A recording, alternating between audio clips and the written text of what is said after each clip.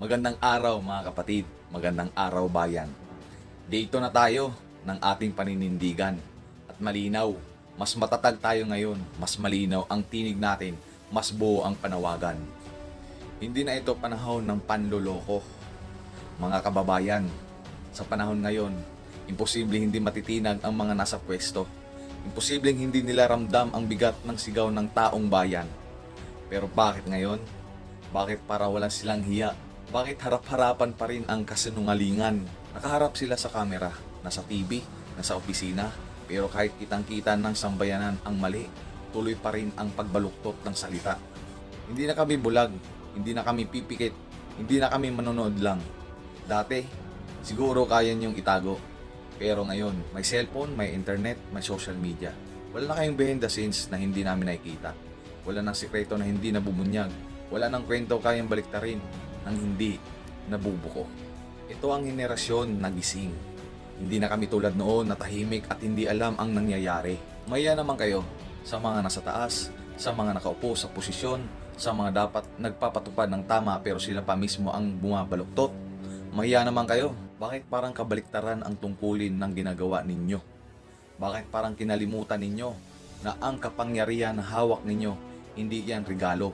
Iyan ay responsibilidad. At kung hindi nyo kayang maging tapat, kung hindi nyo kayang magpaliwanag, kung hindi nyo kayang maging transparent, huwag kayong magtaka kung bakit may taong bayan na tumitindig at lumalaban. Ang malungkot na katotohanan, at ito pa ang masakit mga kababayan. Ang dami pa ring nagpapaloko.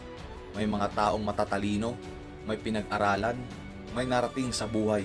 Pero pagdating sa katotohanan, parang bulag, parang bingi, parang ayaw makita, ayaw makaintindi. Hindi dahil walang ebidensya, kundi dahil ayaw nilang tanggapin na may mali. Pero tandaan nyo, ang katalinuhan ay hindi nasusukat sa diploma. Nasusukat ito sa kakayahang kumilala ng tama at mali. Kaya tayo nasa dito, nandito tayo. Kahit pagod, kahit galing pa sa malayo, kahit walang bayad, kahit tayo pa mismo ang gumastos sa pagkain, sa pamasahe, sa oras. Bakit? Dahil ayaw na nating maging biktima ng kasinungalingan. Ayaw na nating maging katahimikan sa maling sistema. Ayaw na nating maging tagapanood ng pang-aabuso. Ang rally na ito ay hindi away. Hindi ito kaguluhan. Ito ay panawagan. Panawagan para sa tunay na transparency.